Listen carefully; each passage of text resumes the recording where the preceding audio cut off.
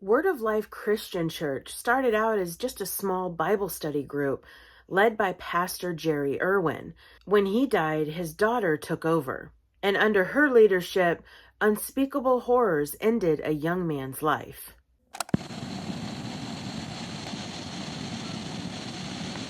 Hello, my miracles, and welcome to another episode of Coffee and Crime, month of cults, and we'll be talking about the cult Word of Life. So grab your coffee and let's talk some crime. The Word of Life Church was located in Chadwicks, New York, a small blue-collar town. Pastor Jerry Irwin led his congregation and would be known as a true prophet. The church would begin to grow, and soon an old school building was found to be the new location for Word of Life Church. Pastor Irwin seemed to become more power-hungry, manipulating and degrading the members of his church. Pastor Irwin's daughter, Tiffany, was the light of her father's eyes. He would boast and brag on his daughter. Tiffany could do no wrong. When Pastor Irwin suffered a stroke that would eventually end his life, Tiffany took over Word of Life. Hopes for a kinder church would soon be dashed when Tiffany became more evil and more controlling than her father. Church members stated that they could not watch television, that the church would monitor their internet usage, and that the members were made to make large contributions to the church. She would begin to have what she called counseling sessions, where she would make a church member sit for long periods of time until they confessed their sins. And members reported they would confess to sins that they had never done while Tiffany recorded their sessions. The Leonard family, which included Bruce the father, Debbie the mother, Lucas and Christopher the brothers, and Crystal the sister, were the targets of Tiffany's torment. Crystal Leonard decided to walk away from the church. She lets her family know her decision, and Tiffany bans them from ever speaking to their daughter again. Crystal had been shunned. On the night of October 11th, 2015, following a Sunday church meeting, 19-year-old Lucas Leonard and his 17-year-old brother Christopher were pulled aside. Tiffany Irwin, 3 parishioners, including Lucas and Christopher's parents, and older sister, surrounded the brothers. Tiffany began her counseling session. The brothers were being accused of abuse and assault. They were innocent of the accusations, but Tiffany would not accept that. The counseling session lasted 14 hours. And within that 14 hours, both of the boys were continuously beaten. The group would take turns on each of the brothers. Later on the stand, Christopher would testify that during the beatings, he was punched in the stomach, struck in his lower extremities and other parts of his body with a 4-foot whip made from an electrical cord. When it was Lucas's turn to be beaten, Christopher was forced to wear earplugs and earmuffs and sit in the corner to wait his turn. As the beating continued, Lucas would slowly lose consciousness. He was slowly dying.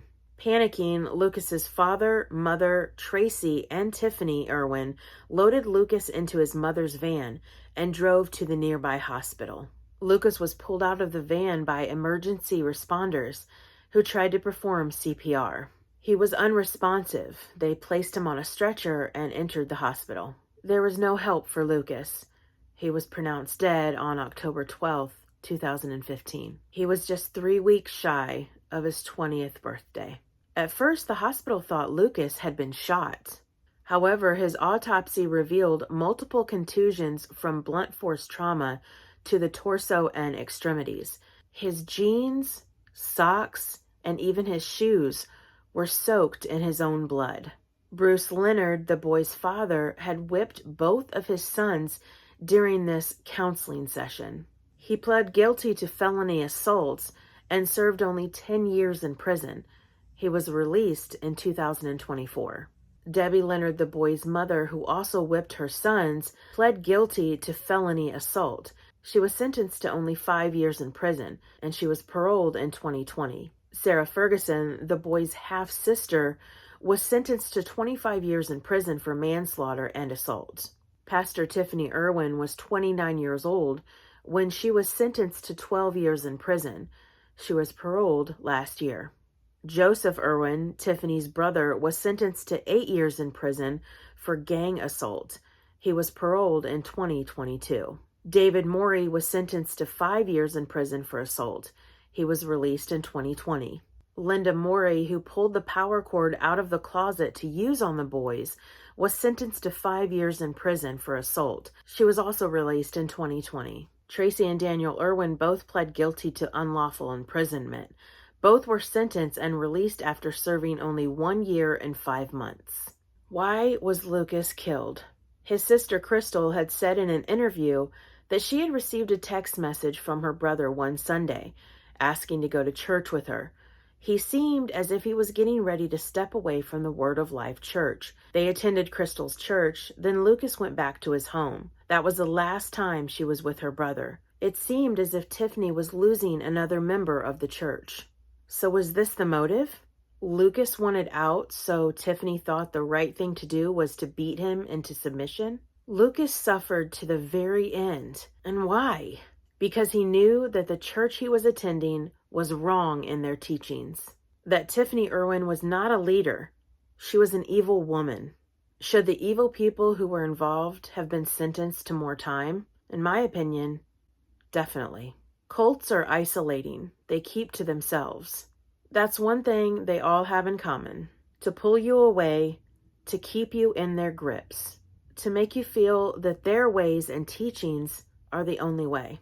I hope you enjoyed this episode of Coffee and Crime, Month of Cults. If you did, hit that like button. And if you're not a miracle and want to be, click that subscribe button and watch a miracle happen. I'm Miracle Girl for Coffee and Crime. I'll see you next time.